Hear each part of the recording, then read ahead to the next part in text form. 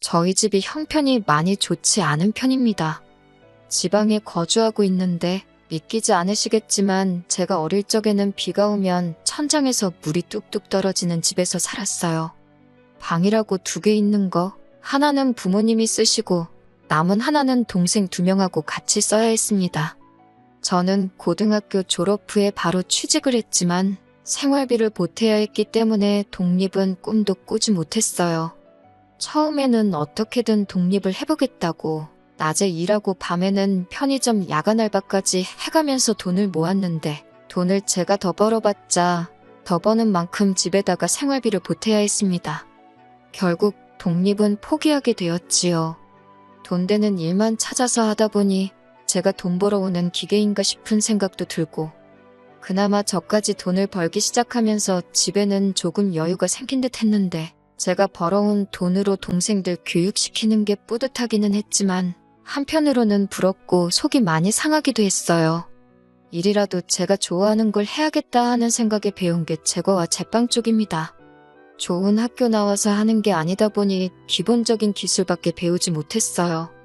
그래도 제가 일하던 베이커리 사장님께서 제 상황을 알고는 틈날 때마다 이것저것 하나씩 다 가르쳐 주셔서 재밌게 일을 배웠습니다. 한 명은 전문대지만 어쨌든 동생 2명 다 대학까지 졸업시키고 나니 이제는 부모님 부양을 하게 되었습니다. 솔직히 그때는 너무나도 그 현실에서 도망치고 싶었어요.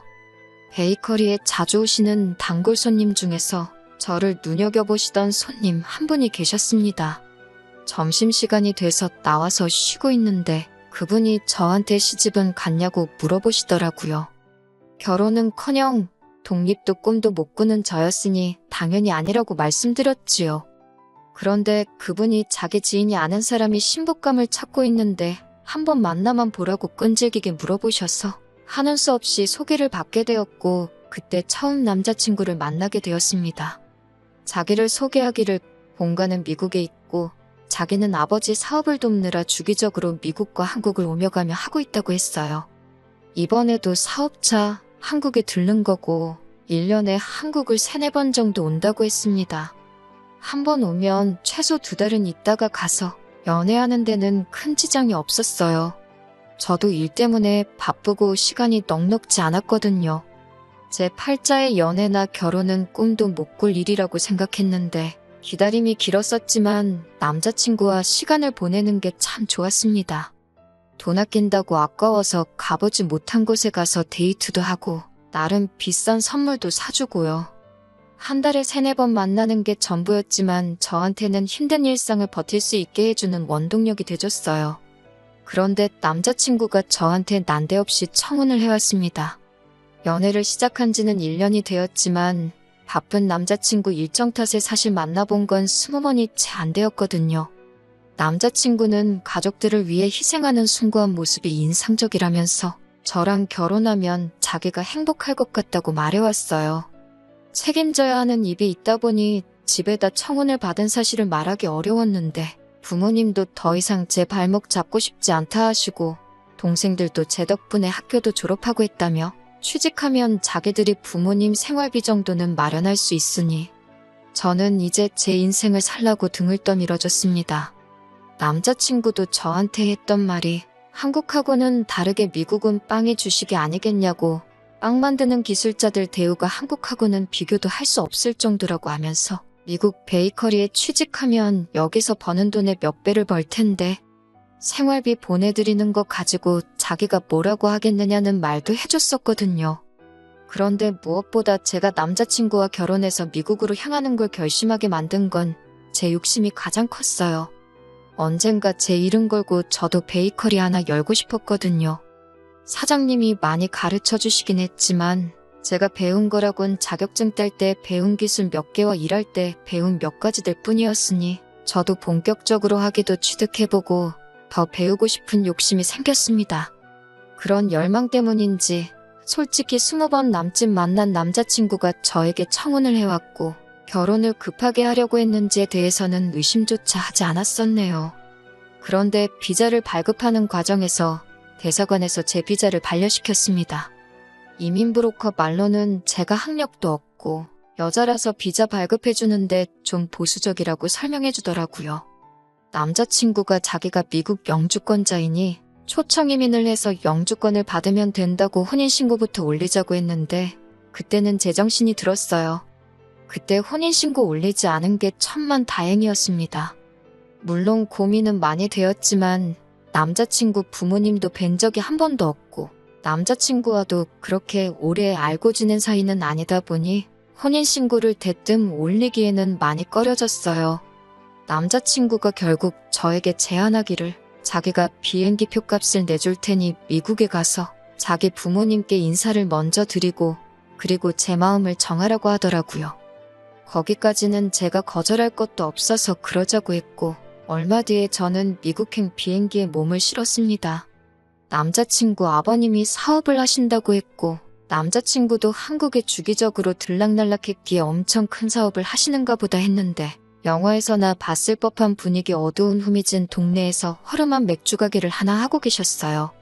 저희가 도착했을 때 아버님은 일을 하고 계신다고 해서 아버님 가게로 먼저 향했는데 거기서 일하고 계신 40대쯤으로 보이는 여자분이 아버님은 피곤해서 집에 먼저 들어갔다고 하시더라고요. 그래서 곧장 집으로 향해 아버님을 만나 뵈었습니다. 문 열고 들어가는데 웬 3살쯤 돼 보이는 여자아이가 아버님 뒤에 숨어서 쭈뼛거리고 있더라고요. 저는 남자친구 말고도 형제가 따로 있고 아버님하고 같이 한 집에 살고 있는 줄 알았어요. 아이한테 반갑게 인사하면서 아가야, 너는 이름이 뭐니?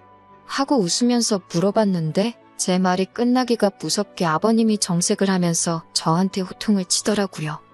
엄연히 내 시동생 될 사람인데 왜 아기라고 부르냐고 하면서 아가씨라고 부르라고 하는 겁니다. 며느리가 처음 오자마자부터 개족보를 만들려고 한다고 성질을 부리시더라고요. 그때부터 저도 정신이 없었어요. 그리고 한편으론 며느리라니 아직 결혼도 안 했는데 벌써부터 며느리 취급을 하시네 하는 마음이 들었습니다.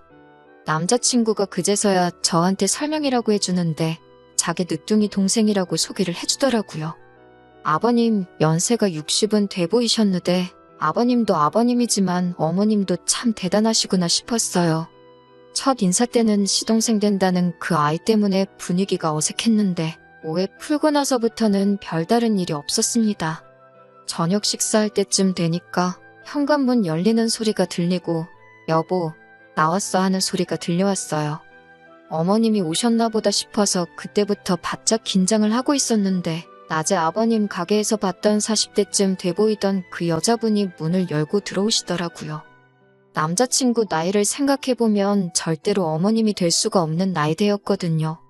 제가 또 어리 빠져서 정신을 못 차리고 있으니 남자친구가 아버님이 사실 재혼을 하셨다는 사실을 그제서야 말해주더라고요.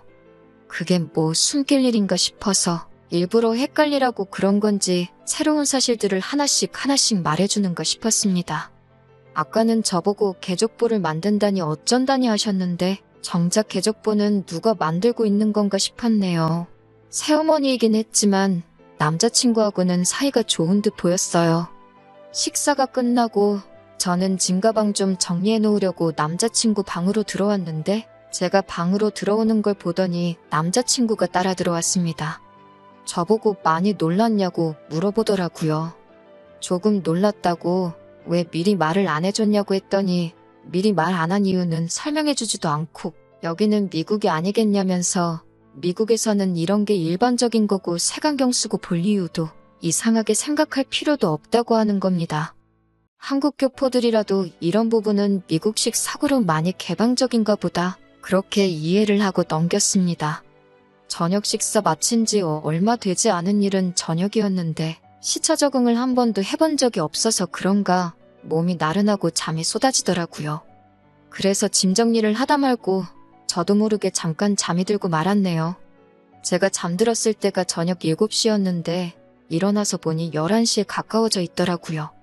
첫날인데 시차 적응도 있지만 예비 시부모님 댁에 오자마자 잠들었다고 정신력이 없네, 긴장감이 없네 그런 소리를 들을까봐 허둥지둥 밖으로 나갔습니다. 2층 계단을 따라 1층으로 내려오는데 계단 중간쯤에 다다랐을 때 거실에서 이야기를 나누고 있는 남자친구 가족들의 목소리가 들려왔어요. 그런데 그때 들려온 첫마디가 혼인신고도 안 했는데 데려오면 어떡하느냐는 말이었습니다. 그 말을 듣자마자 저도 모르게 본능적으로 그 자리에 멈춰서 남자친구 가족들이 하는 이야기를 숨죽여 듣게 되었습니다. 열받아서 뛰쳐나가느라 정말 조금밖에 듣지 못했는데도 치가 떨리더군요. 비리비리해 보이는데 일이나 할 수 있겠냐는 남자친구 아버지의 말. 다른 거 다 필요 없다. 나 대신 애만 봐줘도 할 만큼 하는 거라는 남자친구 새어머니의 말. 그리고 누구보다 저를 아껴주고 저를 좋아해줘서 결혼까지 생각했던 남자친구의 결정적인 한마디. 다 자기가 알아보고 잘 골라서 온 거라고. 한국에서도 온 가족 뒷바라지 하다 온 사람이고 소처럼 일도 잘한다고 부려먹기 딱 좋은 사람 아니겠냐고 하더라고요. 그 말을 듣자마자 배신감에 뛰쳐나가서 지금 뭐라고 짓거리는 거냐고 한마디 했습니다. 남자친구가 엄청 당황하더니 언제 일어났냐고 하면서 제가 아무것도 못 들었다고 생각했는지 모르는 척 딴청을 부리고 있더군요. 결혼 앞두고 내 칭찬을 하고 있었다고 하는데 남자친구 부모님이 먼저 했던 말만 들어봐도 정황상 그게 제 칭찬으로 한 말이 아니라는 건 누구라도 알았을 겁니다. 남자친구는 오해라고 하면서 잘 들어보라고 하는데 솔직히 그 상황에서는 누가 와도 그 어떤 변명을 할 수 없었을 거예요. 그나마 조금 순화해서 하는 말이 아버지가 재혼을 하시면서 새어머니가 가게를 같이 봐주시게 돼서 번갈아 가면서 가게를 보면 되었으니 조금 쉴만해지셨는데 계획에 없던 아이가 태어나면서 오히려 전보다 더 힘들어졌답니다. 아이를 두고 출근을 할 수 없었기 때문에 가게는 혼자서 나가야 했고 집에 있으면 집에 있는 대로 아이를 돌봐야 했기에 오히려 전보다 훨씬 더 일이 많아진 거나 다름이 없게 되었다고 하더군요. 그래서 며느리가 될 제가 아이를 봐줬으면 하신다기에 그 부분에 대해서 부모님하고 이야기를 나누고 있었다고 하더라고요. 부려먹을 생각이 아니라 제 생각을 물어보려고 했다고 해도 그건 말도 안 되는 거죠. 지들 가족 간의 일이나 마찬가지인데 아무리 제가 이 집에 며느리로 들어온다고 해도 남자친구와도 30살 터울이 있는 시동생을 제가 업어 키워야 할 이유가 있냐 물었어요. 세 사람 다 잠잠하다가 아버님이 그러면 한 달에 100만 원씩 보수로 주겠다는 겁니다. 한국에서도 출퇴근해서 아이 돌봐주는 사람 월급이 당장 2배도 넘는데 언제적 한국을 생각하고 사람을 푼돈 쪼가리로 부려먹을 생각을 하느냐고 했어요. 개방적인 건 미국이라 그런 거니 이해해 달라더니 돈 쓰는 거 보니 미국 이민 오기 전 상팔년도 시세로 계산을 하고 있으니 웃기지도 않더라고요. 그것도 안 통하니 남자친구 새어머니는 애를 줄 테니 그럼 한국에 데려가서 키워달라더군요. 자기 배 아파 낳은 자식을 남한테 키워달라는 것도 웃기지만 이젠 아예 애를 주겠다고 나오니 이 사람들 밑바닥이 어디까지인지는 제가 가늠도 할 수 없었습니다. 정리해놓은 짐을 다시 챙겨서 밖으로 나왔네요. 남자친구는 쫓아와서는 지가 다 설명할 수 있다고 하는데 애초에 처음부터 저한테 접근한 의도가 뻔한데 뭘 설명하려는가 했지요. 그랬더니 우리가 그 아이를 키워야만 아버지가 은퇴하고 나서 저 가게를 자기한테 물려주실 거랍니다. 사업이라고 말만 번지르르 하게 했지 어디 동네에 있는 귀신 나올 것 같이 다 부스러져가는 허름한 가게 가지고 왜 저러나 싶더군요. 애만 봐주면 그 가게가 니께 되는 거냐고. 잘 됐다고. 네가 그 애 대신 키워주고 가게 받으면 되겠다고. 남 시켜먹을 생각하지 말고. 네 앞가림은 네가 스스로 하라고 한마디 했습니다. 그제서야 쫓아오던 남자친구도 포기했는지 발길을 돌려서 돌아가더군요. 스스로 힘들었던 현실에서 도피하고 싶어서 뭣도 모르고 제 발로 지옥으로 데려갈 뻔한 걸 정말 운 좋게 탈출할 수 있었네요. 힘들었지만 가족들 위해 착하게 살아와서 그래서 복을 받은 것 같습니다. 비자가 안 나왔던 것부터 혼인신고 안 올리고 버텼던 것까지 그리고 그 순간에 잠에서 깨서 그 시커먼 본심을 제가 알아채게 될 때까지요. 하마터면 사기 결혼 당할 뻔한 거잖아요. 한국에 돌아오니 저희 가족들도 엄청 많이 놀란 듯 보였습니다. 그리고 부모님께서 저한테 사과를 하더라고요. 그동안 저만 너무 고생시킨 것 같다고 미안하다고요. 하마터면 우리 집 소중한 첫째를 지옥 불구덩이로 헐값에 팔아버릴 뻔했다고 하시면서 말입니다.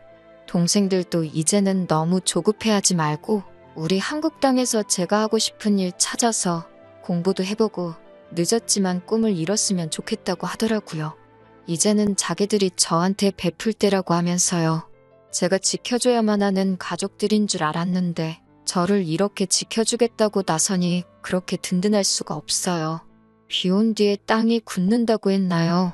비록 남자친구의 어이없는 계획에 연애도 결혼도 다 망쳐버리고 말았지만 평생 무엇과도 바꿀 수 없는 든든한 가족이 되었어요.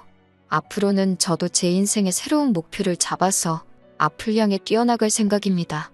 후기 보내드립니다. 댓글로 응원해주신 분들께 너무 감사드립니다. 저는 잘 지내고 있어요. 댓글에 주작이라고 하시는 분들도 몇몇 계시는데 전부 사실이에요. 미국 동부의 한국인들 많이 모여 사는 주에서 남자친구 아버지 재혼한 이야기 모르는 사람이 없다고 할 정도라니 들어보실 분들은 들어보셨을 수도 있겠네요. 아무튼 남자친구를 저한테 소개시켜줬던 분께서 다시 돌아와 일하는 저를 보고는 저한테 있던 소식을 듣고 나로 알아보셨나 봅니다. 저한테 미안하다고 하시더라고요. 그분이 남자친구 아버지와 어렸을 때부터 알던 분이시랍니다. 남자친구 처음 소개시켜준 것도 아들 장가 보내려고 한국에 보냈는데 괜찮은 사람 있으면 소개 좀 해달라는 부탁을 하셨다네요. 그래서 평소부터 눈여겨보고 있던 저를 소개시켜줬던 거고요. 그분은 당연히 이런 뒷내용을 몰랐으니 좋은 마음에 소개시켜준 건데 이렇게 돼서 미안하다고 하시더라고요. 미국에도 한국 사람들 많이 모여 사는 곳에는 유명식으로 술집이 있다네요. 남자친구의 새어머니는 거기서 마담으로 일하고 있던 사람이었다고 하고요. 그런데 나이 먹고 오갈 데 없게 될 뻔한 걸 어떻게 남자친구 아버지가 데리고 와서 살기 시작했다고 해요. 그러다가 계획에도 없던 아이가 태어나게 된 거고요. 남자친구가 아이를 대신 키워줄 며느리를 찾으러 혈안이 되었던 건 사연에 적었던 대로 남자친구 아버지가 가게를 물려주는 조건으로 아이를 키우라는 조건을 걸었다고 하네요. 사업한다고 하고 다니고 번드르르 하게 생기긴 했는데 남자친구는 이민에 부적응한 전형적인 이민 1.5세대라더라고요. 그 가게를 물려받는 것 말고는 스스로 할 수 있는 일이 아무것도 없었다고 해요. 그러다가 저를 만나게 된 거고 그 이후는 앞서 적은 사연처럼 사건이 일어나게 되었던 겁니다. 남자친구 아버지가 연세가 있는 편인데 글쎄요. 남자친구 바람대로 애 대신 키워주고 가게 물려받으면 참 좋은 일이겠지만 남자친구 새엄마가 과연 자기 남편의 유산을 아들한테 전부 가게 내버려 둘지 모르겠네요. 인상 보니까 도끼가 보통이 아니던데 말입니다. 아니면 혹시 모르죠. 남자친구도 바보가 아닌 이상 새어머니랑 유산으로 다툴 수 있는 그 상황에 아이를 대신 키워줄 사람을 혈안이 되어서 찾으러 다닌 게 다른 이유가 있을 수도 있겠다는 생각이 드네요. 가령 사실 아버님이 자기 딸이라고 생각하고 있는 그 아이한테 사실은 상상도 할 수 없는 출생의 비밀이 있다거나 말이죠. 저도 너무 깊게 생각한 것 같네요. 아무튼 저도 사람 보는 눈을 더 키워야겠다는 생각입니다. 이 사건 이후로 가족들과도 잘 지내고 있고 저도 제 꿈을 이루기 위해서 공부를 시작했어요. 더 생각해봐야 짜증만 나는 일은 그만 있고 앞으로 일어날 좋은 일만